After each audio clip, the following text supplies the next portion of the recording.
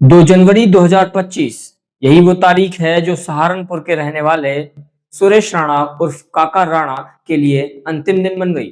सुरेश राणा सहारनपुर में real estate के कारोबार में एक अच्छा नाम बन चुके थे। रात करीब 9 बजे का समय था। सुरेश राणा अपने परिवार वालों के साथ बैठे थे। घर का दरवाजा खुला हुआ था। तभी अचानक से दो लोग घर के अंदर घुस आते हैं, जिनके चेहरे पर नकाब था। घर वालों से वह पूछते हैं कि काका राणा कौन है। घर वाले कुछ समझ पाते उससे पहले ही उन्होंने काका राणा उर्फ सुरेश राणा पर अंधाधुंध गोलियां बरसाना शुरू कर दी। काका राणा को एक एक कर कई गोलियां लगी और वह जमीन पर गिरकर छटपटाने लगे। गोली मारने के बाद शूटर्स वहां से भाग जाते हैं। घर वाले तत्काल सुरेश राणा को हॉस्पिटल लेकर जाते हैं। हॉस्पिटल घर से लगभग 10 किलोमीटर दूर था। हॉस्पिटल पहुंचने के बाद डॉक्टर बताते हैं कि उनकी मृत्यु हो चुकी है। सुरेश राणा सहारनपुर रियल एस्टेट कारोबार में एक अच्छा नाम बन चुके थे। उनकी मृत्यु की खबर से शहर में हड़कंप मच जाता है। पुलिस एफआईआर दर्ज कर हत्यारों की तलाश शुरू कर देती है। कौन थे सुरेश राणा के हत्यारे, जानेंगे इस वीडियो में। नमस्कार, मैं हूं ऋतिक और आप देख रहे हैं मधुबाग। हम बात कर रहे हैं यूपी के सहारनपुर जिले के गागलहेड़ी थाना क्षेत्र के पुरानी सब्जी मंडी में रहने वाले सुरेश राणा की।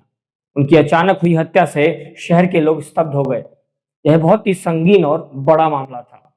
पुलिस को जब इसकी खबर मिली तो पुलिस मौका वारदात पर पहुंची। शव को कब्जे में लेकर पोस्टमार्टम के लिए भेजा और पुलिस ने घर वालों से बातचीत की तो घर वालों ने बताया कि दो शूटर्स थे और उनको गोली मारकर भाग गए। पुलिस पूछती है कि आप लोगों की किसी से दुश्मनी थी, किसी पर शक हो तो बताइए। सुरेश राणा की पत्नी अर्चना बताती है कि 1 वर्ष पूर्व मेरे पति और मेरे भाइयों के मध्य विवाद हुआ था। इस विवाद से क्षुब्ध होकर मेरे पति ने अपने आप को कमरे में बंद कर लिया था और फांसी लगाने की कोशिश की थी। इसी शक के आधार पर अर्चना अपने 2 भाई व एक अन्य व्यक्ति प्रमोद उर्फ रामकरण के खिलाफ नामजद एफआईआर दर्ज कराती हैं।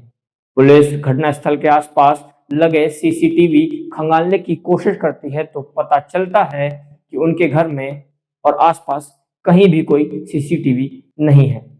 उस पूरे क्षेत्र में खोजबीन करने के बाद आखिरकार पुलिस को एक सीसीटीवी फुटेज मिल जाता है, जिसमें दो शूटर्स भागते हुए दूर खड़ी गाड़ी के पास जाते हैं और उसमें बैठकर भाग जाते हैं।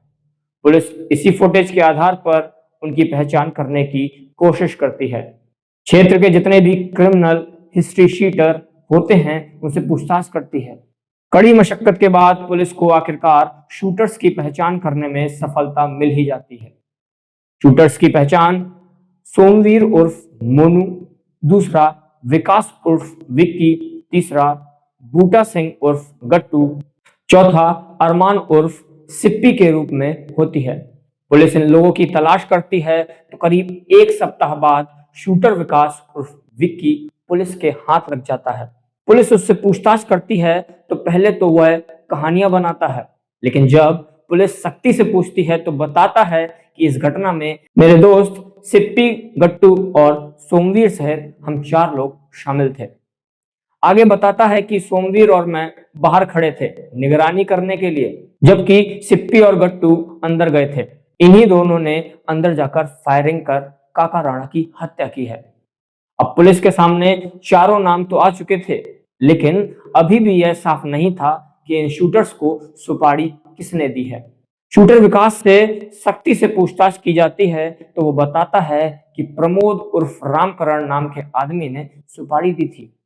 प्रमोद के बारे में जानकारी की जाती है तो पता चलता है कि प्रमोद भी एक प्रॉपर्टी डीलर था और काका राणा के बचपन का दोस्त भी।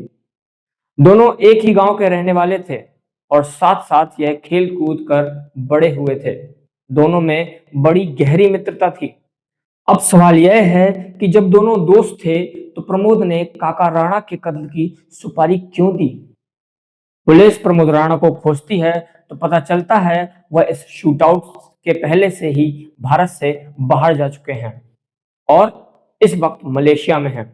पुलिस के लिए एक बड़ा झटका था क्योंकि मलेशिया से पकड़कर प्रत्यार्पण करके उसको लाना यह अपने आप में एक चैलेंजिंग बात थी। लेकिन मास्टरमाइंड के तौर पर प्रमोद का ही नाम सामने आया। पुलिस जब अन्य शूटरों की तलाश करती है तो पता चलता है कि शूटर सोमवीर भी शूटआउट के बाद मलेशिया भाग गया है और इस वक्त प्रमोद के साथ ही मलेशिया में है।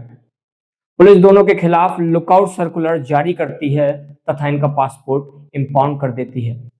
पुलिस अब सिप्पी और गट्टू की तलाश में जगह जगह दबिश देती है, लेकिन वो दोनों लगातार भाग रहे थे। अलग अलग जगहों पर उनकी लोकेशन मिलती, कभी कोई फोन यूज करते, कभी फोन यूज ही नहीं करते। पुलिस को काफी मशक्कत करनी पड़ी और पुलिस ने इनकी तलाश में अनेक राज्यों पंजाब, हरियाणा, राजस्थान, जम्मू एंड कश्मीर और बिहार, नेपाल बॉर्डर का चप्पा चप्पा छान मारा, क्योंकि इन जगहों पर सिप्पी नाम के शूटर की लोकेशन पुलिस को अलग अलग जगह पर मिल रही थी। यह शूटर सिप्पी टेक्निकली भी एक एक्सपर्ट था जो पुलिस के साथ लुक्का छुपी खेल रहा था। ये लोगों से मोबाइल फोन मांगकर कॉल कर लिया करता था। इससे पुलिस को उसकी सही लोकेशन पता करने में मुश्किल हो रही थी।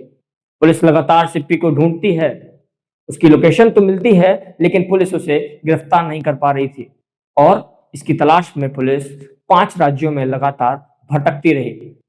पुलिस ने सिप्पी के ऊपर 1 लाख का इनाम भी घोषित कर दिया। ये शूटर्स इतने शातिर हैं कि इनको पकड़ने के लिए पुलिस ने 5 से 6 महीने में लगभग 2 लाख किलोमीटर यात्रा की है। सहारनपुर पुलिस ने क्या कहा, सुनिए। इसमें यह भी अवगत कराना है कि पिछले 6 महीने से पुलिस निरंतर इस घटना पर काम कर रही थी और इस घटना के लिए विभिन्न टीम्स का गठन किया गया था और इसमें पंजाब, हरियाणा के जो शूटर्स हैं वहाँ के रहने वाले हैं, तो पुलिस ने निरंतर विभिन्न ठिकानों पर हरियाणा, राजस्थान के एरिया में दबिश दी, पंजाब के एरिया में इसमें दबिश दी गई है, जम्मू कश्मीर में भी हमारी टीम गई है और लगभग 6 महीने में 2 लाख किलोमीटर के आसपास टीम ने ट्रेवल किया है। इसमें कई रात जो है वहाँ पर पंजाब और हरियाणा के विभिन्न स्थानों पर रहकर मैनुअल इंटेलिजेंस हमने गैदर की है। उससे जब डिटेल में पूछताछ हुई तो वो मोबाइल नहीं रखता था, वो ट्रक्स में हेल्पर का काम करता था और अपनी निरंतर जगह जो है पोजीशन चेंज करता रहता था और जो भी राह में चलते हुए लोग हैं उनसे इंटरनेट की मदद से, हॉटस्पॉट की मदद से वो व्हाट्सएप कॉल करता था और इसने जो नंबर भी चल रहा था जिसपे व्हाट्सएप है वो भी बाहर का नंबर था, विदेश का कोई नंबर था। इसके अलावा जो प्रमोद है ये भी घटना के बाद मलेशिया चला गया था, जिसका लुकआउट सर्कुलर जारी किया हुआ था और इसका पासपोर्ट भी इंपाउंड कर दिया गया था।